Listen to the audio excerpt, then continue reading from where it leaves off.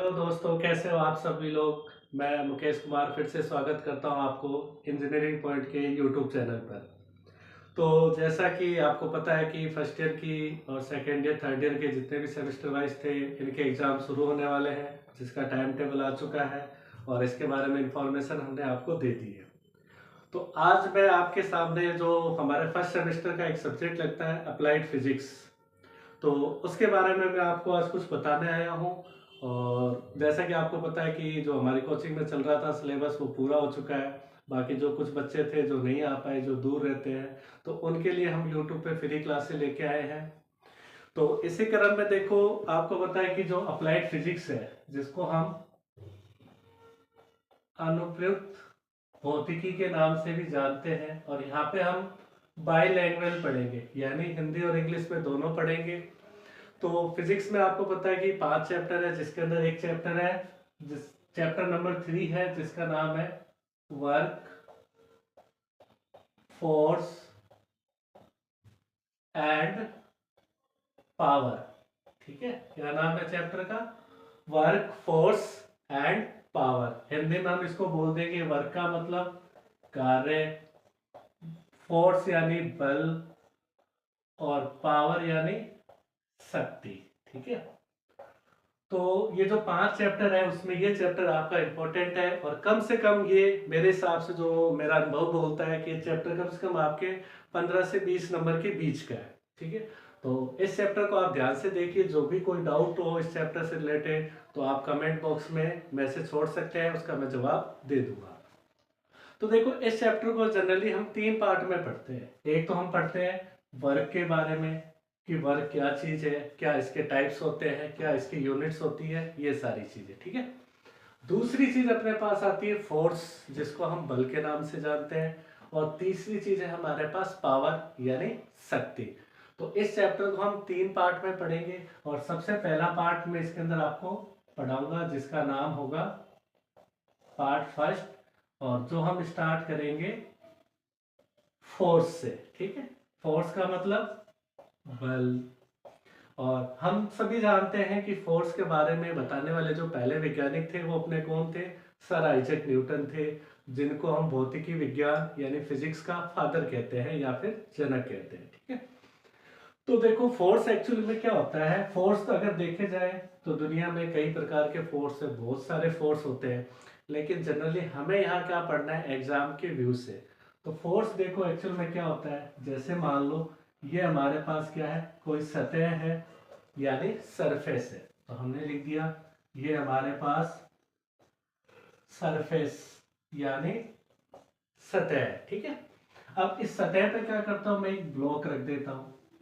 Block बोल दो या फिर बॉडी बोल दो, या वस्तु बोल दो या फिर निकाय बोल दो। ठीक है, तो ये हमने कोई बॉडी रख दी, और बॉडी को हम बोलेंगे वस्तु। ठीक है, अब कई किताबें इसको पिंड भी कहती है, निकाय भी कहती है, तो आप अपने हिसाब से जैसा याद रख सको याद रखो। तो ये सतह थी, इसके ऊपर हमने बॉडी को क्या कर दिया, रख दिया। अगर आप ध्यान से देखो तो बॉडी इस सरफेस पे क्या कर रही है, रेस्ट पोजीशन में यानी विराम अवस्था में। तो मैं यहां लिख दूं ये हमारी क्या है, एट रेस्ट यानी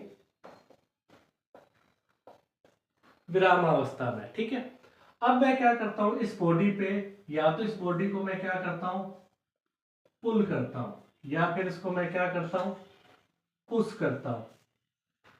ठीक है, पुल का मतलब क्या होता है हिंदी में, खींचना, और पुश का मतलब क्या होता है, धक्का देना।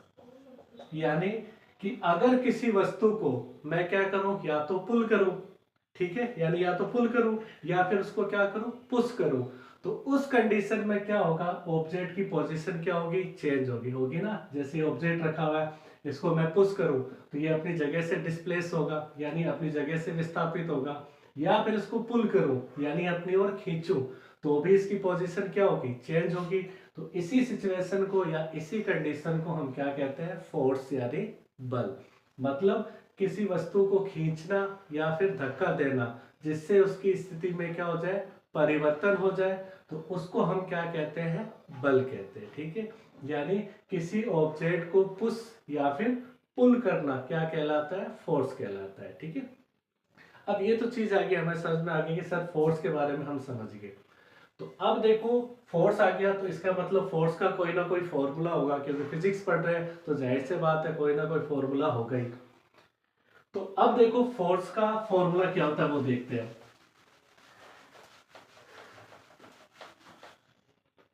तो देखो फोर्स का फॉर्मूला क्या होता है, फोर्स बराबर मास इनटू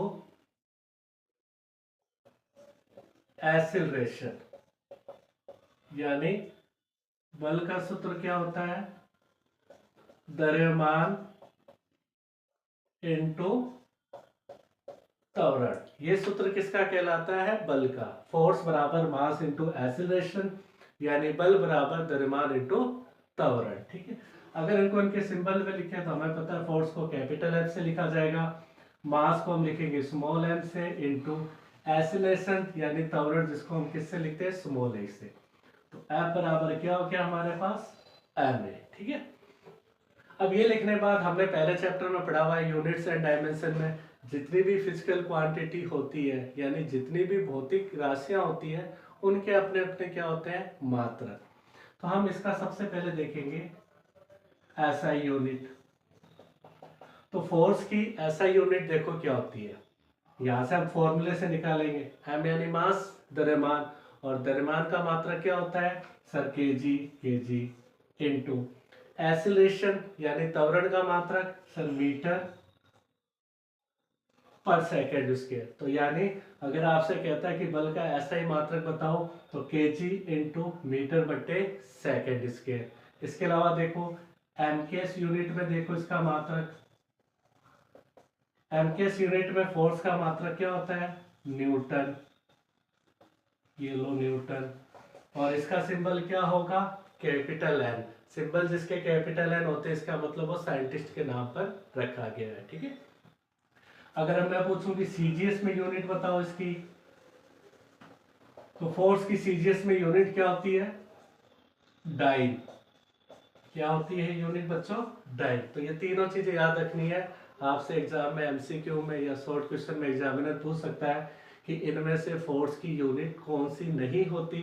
तो आपको ध्यान रखना है कि ये तो होती है SI unit KG into metre बटे सेकेंड स्क्वायर, और एमकेएस यूनिट न्यूटन यानी कैपिटल एन।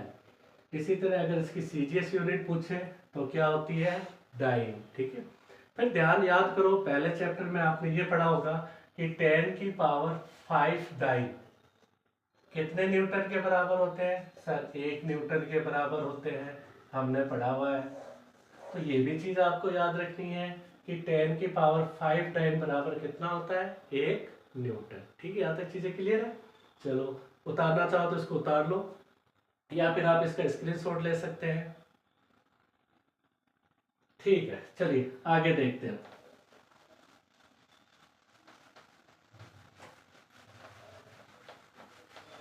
अब सर हमने यहाँ तक तो पढ़ लिया, फोर्स पढ़ लिया, फोर्स की डेफिनेशन देख ली, फॉर्मूला हो गया, यूनिट हो गया। अब क्या, अब इंपॉर्टेंट चीज आती है कि फोर्स हमारा स्केलर है या फिर वेक्टर। अब सर बात आती है कि सर स्केलर क्या होता है, वेक्टर क्या होता है, थोड़ा सा इसमें भी देख लो। स्केलर को हम बोलते हैं अदिश, और एक होता है वेक्टर जिसको हम क्या कहते हैं, सदिश। ठीक है, स्केलर क्वांटिटी किसे कहते हैं, स्केलर क्वांटिटी उससे कहेंगे जिसका केवल क्या हो, मैग्नीट्यूड हो, ओनली मैग्नीट्यूड।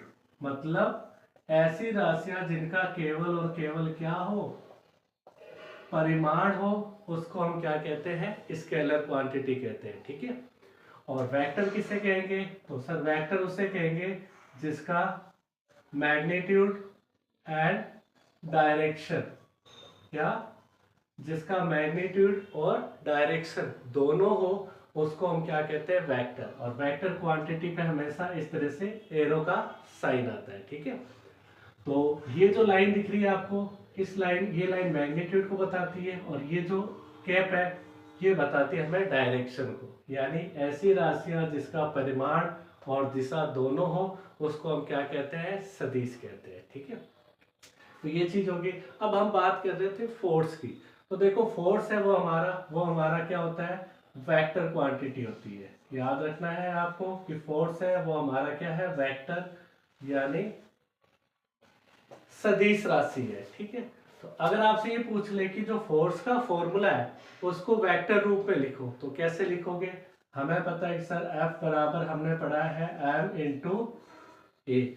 अब इस फॉर्मूले को मैं वेक्टर रूप में लिखूं सदिश रूप में, तो हमें पता है फोर्स वेक्टर होता है इसलिए इसके ऊपर वेक्टर का साइन बराबर, मास हमारा क्या होता है, स्केलर होता है, अदिश राशि होती है इसलिए इस पर कोई साइन नहीं आएगा, तो m इंटू ए यानी एसिलेशन यानी त्वरण, ये हमारी सदिश राशि होती है तो इसलिए इसके ऊपर भी क्या आएगा, वेक्टर।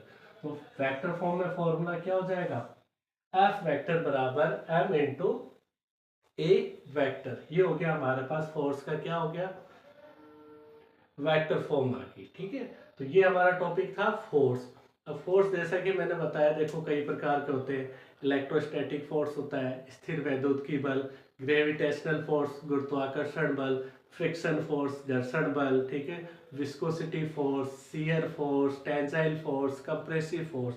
तो अगर हम फोर्स को पढ़े तो फोर्स बहुत बड़ा है, लेकिन चूंकि हमें यहाँ सिलेबस की बात कर रहे हैं तो सिलेबस में हमें इतना ध्यान रखना कि फोर्स क्या होता है, फोर्स का फॉर्मूला, उसकी डेफिनेशन, उसके अलावा उसकी कौन कौन सी यूनिट्स होती है। ठीक है, तो उम्मीद करता हूँ कि ये आपको फोर्स वाला टॉपिक समझ में आ गया होगा। अगर आपको और इसमें अच्छे वीडियो चाहिए तो आप प्लीज़ हमें कमेंट करके बताएं, और वीडियो अच्छी लगी हो तो अपने दोस्तों के साथ लाइक करें, शेयर करें और चैनल को सब्सक्राइब जरूर करें। Thank you.